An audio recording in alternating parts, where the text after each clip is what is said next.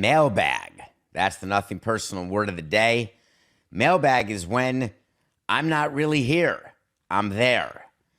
And what we do is we ask you to submit questions, whether it's on Twitter at David P. Samson or davidsamsonpodcast.com. You've missed the Christmas shopping.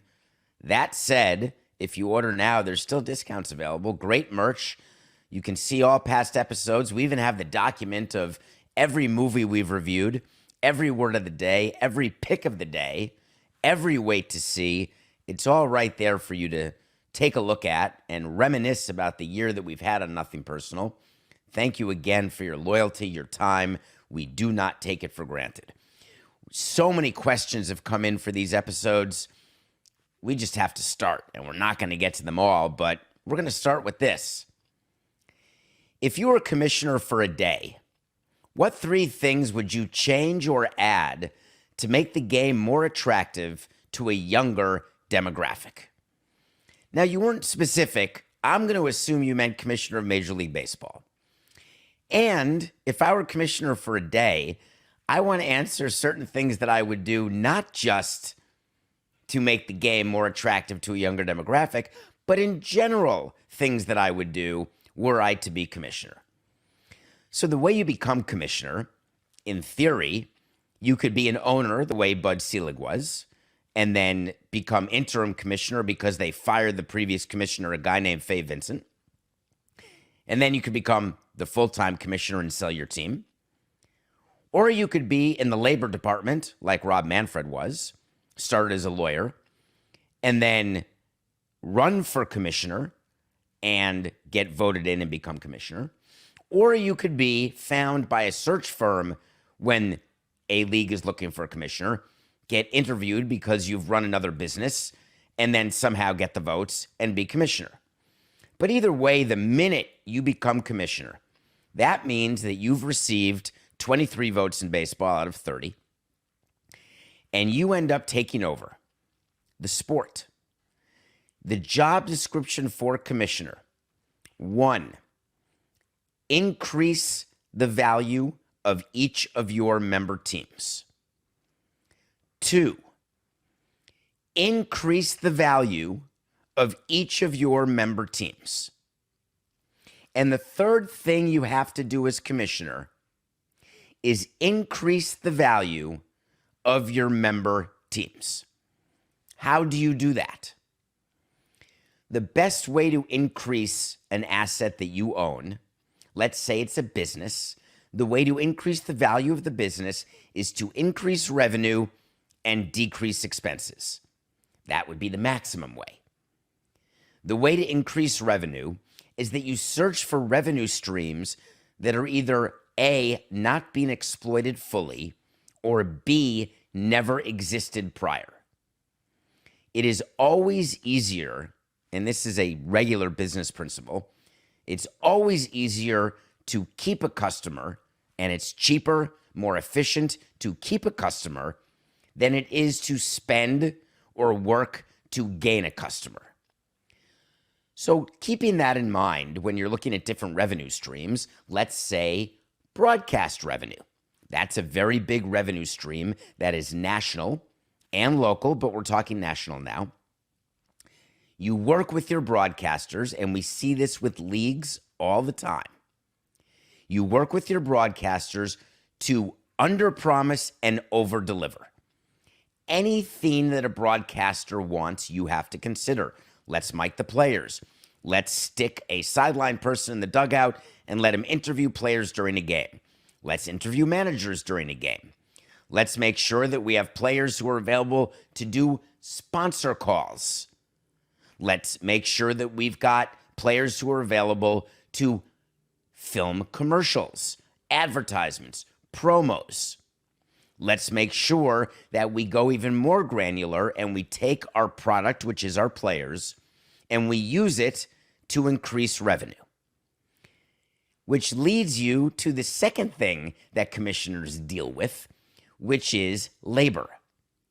When you are asking players who are unionized to do things, it is critical that you either bargain for the right to ask them to do it, Or you do it in a way that pays them, yes, in-season tournament, or in a way that they see a path to share more of the increased revenues. It's an old story with business, actually. Very often you have employee ownership, and by giving employees equity in your company or ownership of your company, you are hoping that they are rowing in the same direction, that they believe they're going to be compensated for the increased value. It's a big thing in sports where the teams continue to be worth more and players then feel like they ought to be getting paid more. It's why the NFL and NBA have a salary cap that is pegged to revenue. You increase revenue on the left, and players get paid a percentage of that revenue that's fixed under a collective bargaining agreement, but 50% of a dollar is 50 cents. 50% of $2 is $1. Therefore, everyone is incentivized to increase revenue. The other thing that you do when you are running a business is that you grow your customer base. You give more people an opportunity to buy the product that you are selling. What's the exact word here, Coca? Certain boundaries exist. When you are an alcohol company, you can never market to people under the drinking age, so they're completely cut out of your marketing. Sports is something where there is no collar on ages. You can market to 1-year-olds, and you can, by doing branded baby bottles, you can market to 90-year-olds by branding walkers. And so, as commissioner, you are overseeing a business like any CEO of any company. You're trying to grow your customer base. And the way to grow the younger customer base, getting to your specific question before I tell you what I would do as commissioner, is that to get kids, this was Rob Manfred's main platform, and he instituted something called play ball. Play ball means, some of you may think it means taking over Little League and taking over the minor leagues and doing some of the things that baseball has done to gain control, which I'm completely in favor of, because the best way to control your ability to make money is to control the entire pipeline that leads to you making money. It's why being a middleman is never a good idea. Whether you're a drug dealer or a baseball operator, being a middleman, not good. A middle person, I guess we should say. The Play Ball initiative was getting kids to play baseball. Why is it so important to get kids to play your sport? Why does Roger Goodell care that people are playing tackle football? Why does he want to make it safe so parents are okay letting their children play tackle football? Why do teams in every city redevelop and rebuild and refurbish diamonds, baseball diamonds? Why do you see inner city, outer city basketball courts being built? Because the theory is the more people who play your sport, two things are going to happen. Either you're going to find people, kids who grow up to be 4, 8, 69. Either you will develop children who become professional athletes, or you develop children who have an affinity to your product, baseball in this case, who then become the buying public, ticket holders. Or the children become titans of industry, and those industries, whether it's the car industry, whether it's the beer industry, whatever media industry, doesn't matter, they will become business customers of your business. So it is always a good idea to grow your sport with youth initiatives. So the three things that I would do to make this game more attractive to children. Number one, is it okay if I say my number one is what baseball did, but they're going to keep doing if they're smart? And it was actually just voted by Sports Business Journal as the number one innovation of the year in the sports business. The pitch clock. Why did I care so much about the pitch clock? Why does the industry care so much about the pitch clock? because no one wants to watch a 3-hour baseball game. Ignore what you hear when people on internet chat rooms or in the comments sections of Twitter, when they say things like, oh, I don't mind the long games, it's fun, I have no problem with it. We ignore those comments because they're just not representative of the general public. When you are trying to get someone to engage with your product, whether it's by buying a ticket or by watching the game or by watching highlights, you have to have a product that has an underlying entertainment value. And it is easy for me to understand why soccer is in such a great position, because you know exactly what the time of game is going to be. The pitch clock was put into place in order to shorten game times, and it worked. It worked beautifully. Game times having crept up and up and up. This past year, this past season, they were down significantly. The pitch clock is being shortened this coming season, which in theory could save another 5 to 7 minutes off of game time. Why do we want to make the game shorter? Because we'd like kids with their meager attention spans to engage with the game. Number 2, I would find a league. I guess the word is I would start. I like the Little League World Series, except how many of you know how a team can qualify for the Little League World Series? How many people understand what it means or what happens, what the process is? One thing that we have learned from children and from parents is that they love winning things. They love to be the top. They love to be ranked. I would create state-by-state competitions, not Little League. I would create a separate league where people play baseball, and not only do they get ranked, not only do they play for a championship in their county, in their city, in their state, but hang with me, I would attach prize money to it. Now, I get accused of being full of business all the time. But can you imagine if you sent your child to Little League? And I'm not saying that your child is a professional athlete or that the children get paid cash directly. Or am I? What if you made it so that winners of Little League leagues or Little League competitions, if they got a pot of money that was not to be used for a game console, it was not to be used for anything other than 2 things. 1, baseball equipment. 2, education funds.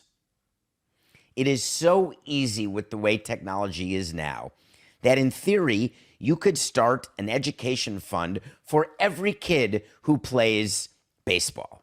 And there are parents who care very much about educating their children. There are parents who would absolutely love, when given the choice of what extracurricular activities their child should do, what happens if there were a system where there would be scholarships, or the beginning of a 5 in Florida, what was it called, Coca? 529s? Those funds that you put in that can be used for in-state schools. And if you don't go in-state, you can still use it. And if you do fund it, then you get tuition for free or limited. I want money going to kids, and I want equipment going to kids. Money not for Hanukkah presents or Christmas presents, but for education and baseball equipment. 2, I want every major league ballpark as a host venue for Little League Baseball. Now, we do things in every ballpark in baseball where once in a while you've got games. Once in a while, teams get to come and they get to play on the outfield grass or in the dirt on the outfield or infield. How about an actual game in a ballpark? But David, that's insane. You ran a ballpark. You don't want kids on the field. It ruins the field. Guess what? We always said that because we didn't want to have to say yes to everybody who wanted to use the field.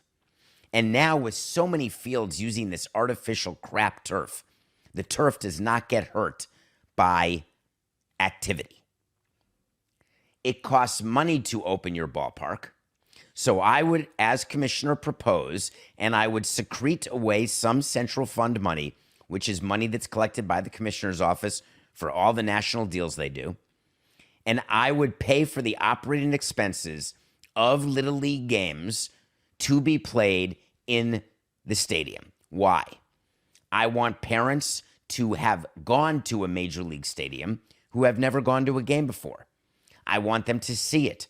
I want the child to play there and say, Mom, I want to go back. Dad, bring me to a game. The object is to get these kids into your pipeline. The pipeline that starts at being aware that you've got a team in your market. The pipeline that continues with caring what the score was of a particular game or if your team won. Continuing to going with a friend who gives you a ticket, continuing to buying a ticket, and ending with buying a season ticket. That's the sales pipeline. So I would open up ballparks around baseball and enforce and ensure that games were played. Scholarships, equipment, games. Final thing that I would do in order to make the game more attractive to a younger demographic, I would ensure, and we would do this Sundays, kids Sundays, run the bases, come and run the bases. It's a bunch of kids running around the bases, no one really cares. It's cool, don't get me wrong, but that's not moving anyone to the pipeline. What helps you build brand affinity? Memorabilia.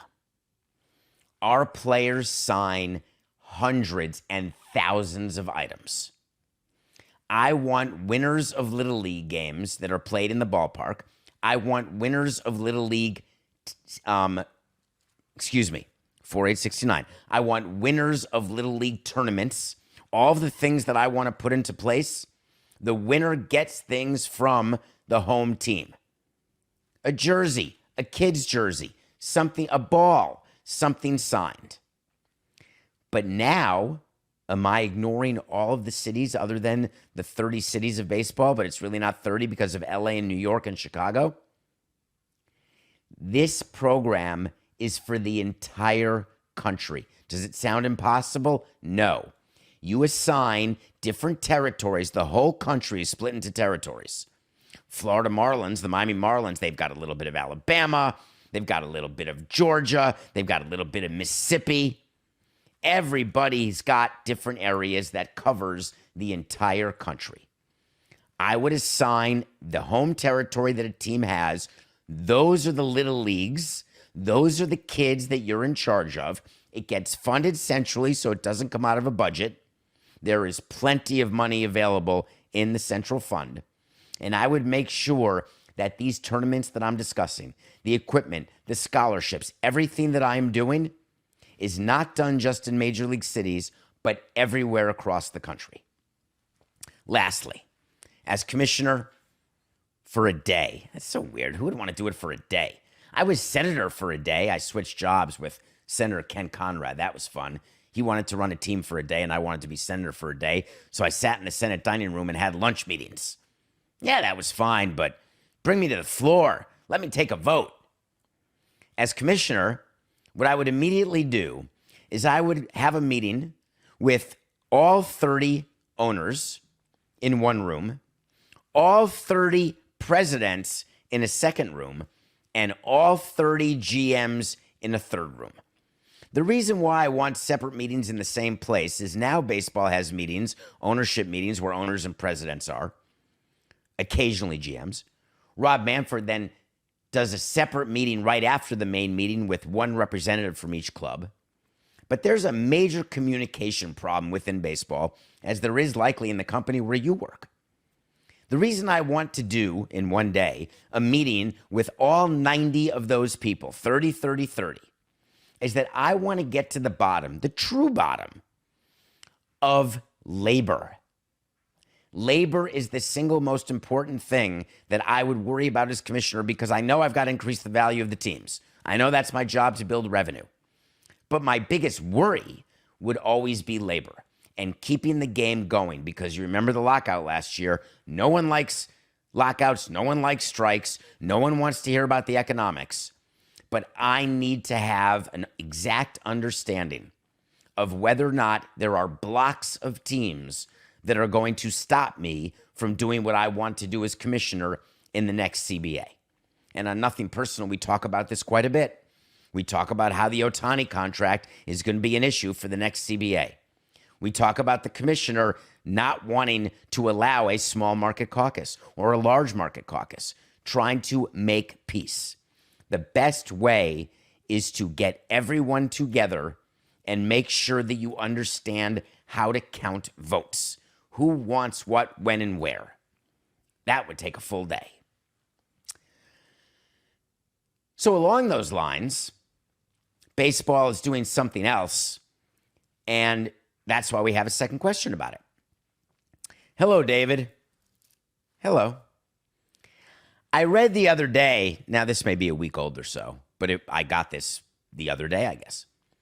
I read the other day that MLB is having its top prospects play each other in spring training. Can you explain to me why this has never happened before? So let me tell you what happened here, because it's pretty funny and pretty interesting. During spring training, what you see on the website and when you go to a spring training game, that's called an A game. An A game is your regulars, your 26-man roster, your 40-man roster. It's getting your pitchers ready for the regular season, your hitters ready for the regular season. People buy excuse me. Well, that was weird. Excuse me. Ready? Wipe that, Coca. Ready? 4-8-6-69. A games are in the regular spring training ballpark. They're ticketed events, and it is players getting ready for the regular season.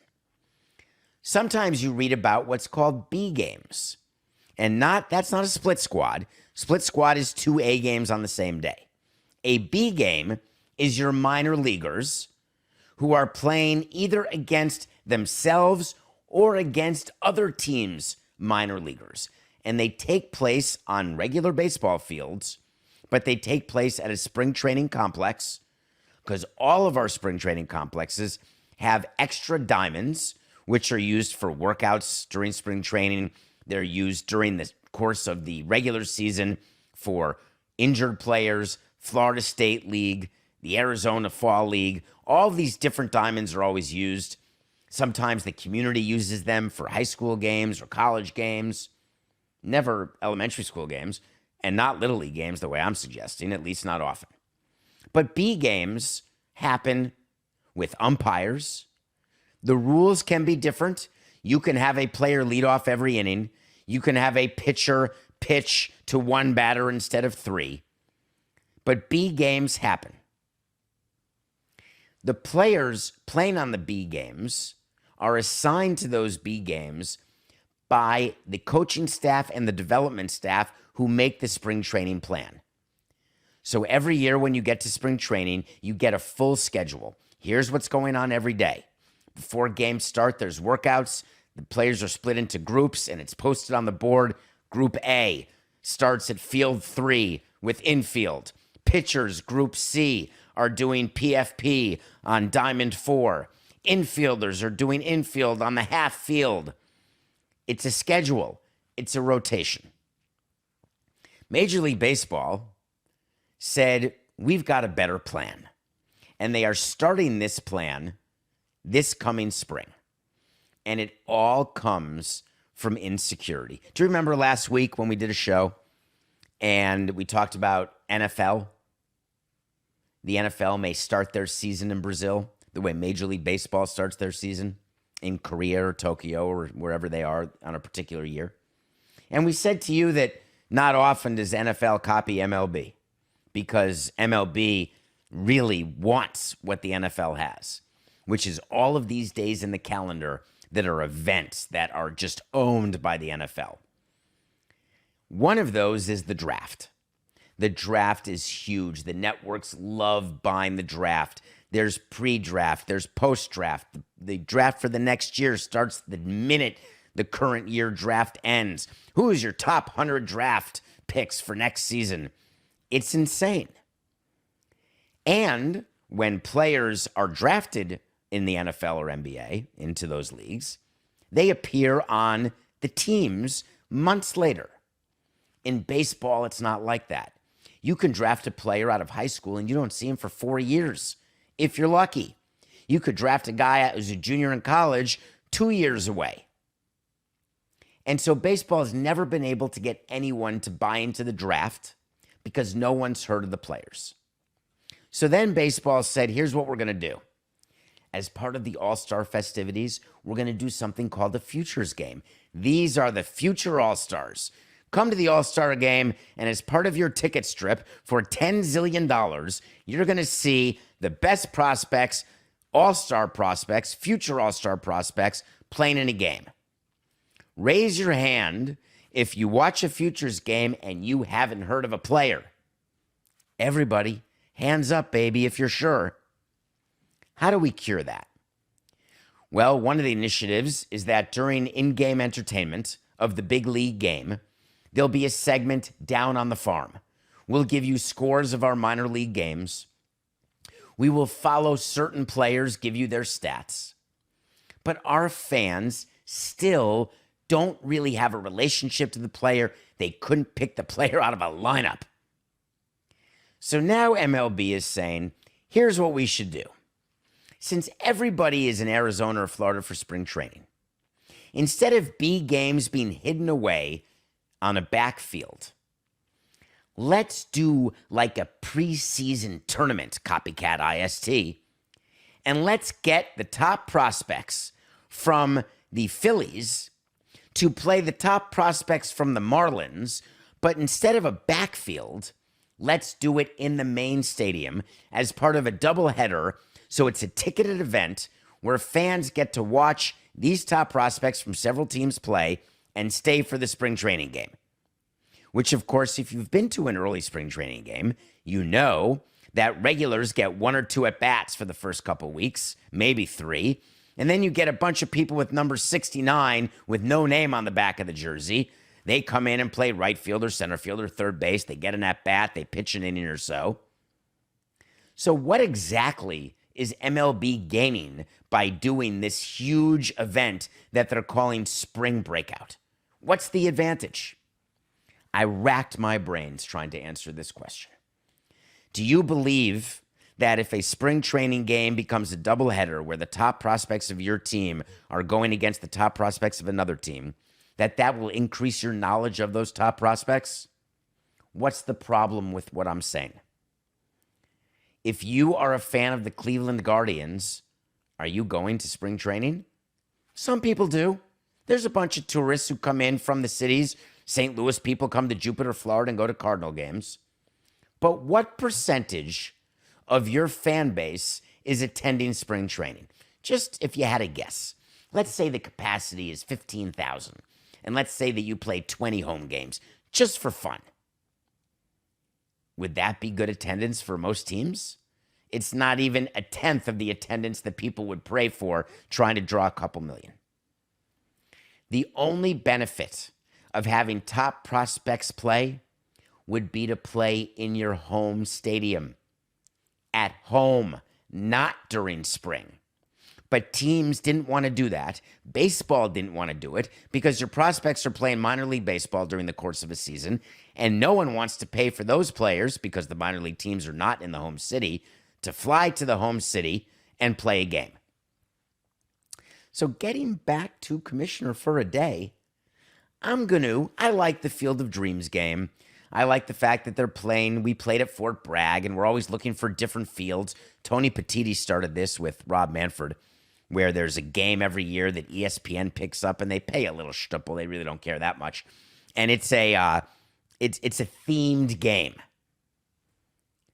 I would like to take a pot of money and bring in my top prospects, not to the All-Star game, not to spring training. I want them in the big league ballpark. How about that as a one single admission doubleheader several times a year where your prospects are there playing a game? It's like your own team's future game. That is the best way that fans in Major League Baseball can get a look at the pipeline and then get some sort of attachment. Because minor leaguers would be more than happy before and after the game to meet the fans, to sign autographs, to hang out. They love that stuff. Big leaguers don't want to do that. You force them to do it, but they don't do it often. But these minor leaguers would hang out. They'd spend the whole Major League game talking to fans, meeting with your corporate partners. That's what I think should be done. The spring breakout? Okay. David, hello and good day. I just got my Christmas bonus. Hey, way to go. Uncle Sam took a good chunk before I could see it, obviously. Wondering how players in sports get taxed when it comes to all-star games or maybe the play-in tournament. Do their winnings get taxed like my bonus? What tax rate is used for the Lakers' winnings of $500,000 for the play-in tourney, but he meant the in-season tourney, or she. The event happened in Nevada. The employees work in California, and the business headquarters is in New York. Thanks for the podcast. It's my favorite. Well, I appreciate that. I truly do. All right, let's talk taxes. Do you pay taxes? Well, if you get a paycheck, you pay taxes. Do you own a company? Well, if you pay employees, you have payroll taxes. Several types of taxes exist. Social Security, which you may or may not ever see when you're old. You pay some insurance. You pay some FICA. Pay federal income, state income. In a state that has no income tax, there's no state tax. But believe me, you pay property tax. But when you get a salary, when you go to work, let's say you make $60,000. You do not get paid $5,000 a month for 12 months. Your employee tells you that's what you get paid, but you don't see that in your bank account. You may be wondering why. Let's say the tax rate is 40%, which, add up everything, it's likely not that high, but for math purposes. That means that you are paying $24,000 to the government, and you are taking $36,000 home, which means you're getting $3,000 a month, not $5,000. So when you're deciding what your budget is, what home you can afford, what clothes you can afford, what vacations you can afford, you do it based on your net income. Net income is gross income, to make it simple. Gross income, the salary that you're given during your year-end review, subtracting taxes, and that's your net income. Now, of course, there are deductions and things you can do. There's 401ks, but I'm just trying to make it as easy as cherry pie. A bonus is just like extra salary. We call it a bonus, and the reason we call it a bonus is that when we give you a 3% raise over your salary, we don't want to give you a 3% raise from a big number. We want to give it to you from a smaller number, which means your raise is smaller. So if you get a $60,000 salary and then a $5,000 bonus, next year, in theory, you'd get a raise off $60,000, not off $65,000. That may not sound like a lot, but added up over all employees, and that's why companies tend to give bonuses. But when you get your bonus, you will see all of the taxes taken out as though it were a bi-weekly paycheck. When you are an athlete, your tax returns are pretty complicated because you have earned money in a lot of different states, and those states want the taxes. Now, we could talk about Ohtani and deferral, by the way. Actually, can we do that, Coca? Can we just take 1 minute? Do you mind? I can't hear you, but I hope you don't mind. There has been a lot of talk about Ohtani's deferral and the fact that he may be saving himself tremendous money by not paying California tax except for the $2 million he's getting paid for 10 years. Then he can move to a state without tax and get paid the $68 million a year for 10 years and have no state tax. And that would be a huge savings. And there are people who have opined that this is totally fine and that's how it's going to work. and that when you defer compensation more than 10 years out, you get to be taxed at the place that you are versus the place that you were. Here's the thing. The state of California is going to make an issue of this, and they are going to find a way to tax Shohei Ohtani. They are not going to let tens of millions of dollars in taxes walk out the door. So when you are deferring money, just be aware that you may want to get what's called a tax opinion from your accountant, because Shohei may have been counting on income that he may not actually get. But what players get taxed at the end of the year is there's a calculation. Let's pretend that a player makes $162,000 a year. And I'm doing this just for the ease of math. You know the minimum's like $750. That would mean $1,000 a game. What the accountants for the players do is they count the number of games that are played in each particular state. They get the schedule.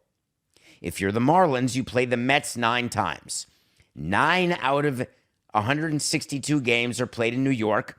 You get taxed on $9,000 of earnings, $1,000 a game.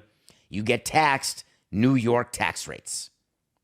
When you play in Florida for the Marlins, you play 81 games. That's half your calendar, plus 3 in Tampa. Don't forget those, but just assume 81 half. That means that half of your $162,000 payroll salary has no state tax associated with it. There are players who have argued that spring training should count because spring training is in taxless states, Arizona and Florida. And players are saying they do months of their work out of their job in Florida or Arizona. More aggressive players handle their taxes that way. Less aggressive players do not, because they recognize that there is opportunity for audit. When you earn bonus money, whether it's an incentive for games finished, for plate appearances, whether it's a $100,000 bonus for winning the Cy Young or for being MVP, or what about the players last week who got part of that pre-ARB pool as part of the CBA? Remember that $50 million they were arguing about that comes from Major League Baseball? It gets given to young players who have not yet hit arbitration. And it's a way for younger players to get more, which in theory was part of what the union wanted. And Julio Rodriguez, the Mariners guy, made an extra $1.8 million. And the Marlins pitcher Yuri Perez made an extra $250,000. This is real money to almost every rookie, because not many of them have the Julio Rodriguez guaranteed deal. But when you get paid that money will be taxed to you wherever you live, because that money is not associated, I would argue persuasively, with your actual games played.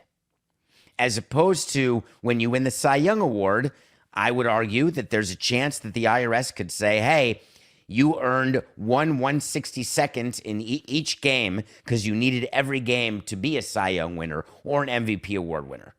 I could also easily advise my client, hey, just take that as regular W-2 income, which is W-2 is the piece of paper you get when you work that shows what your wages were, what your wages earned, and just pretend that those were wages you earned wherever you live. There are arguments to be had for both. For the Lakers, who just won the in-season tournament in Vegas, I can guarantee you, Nevada, with no state tax, that the $500,000 that they all got, they are going to claim that that was earned in Vegas. Now, I would tell you that's not exactly the case.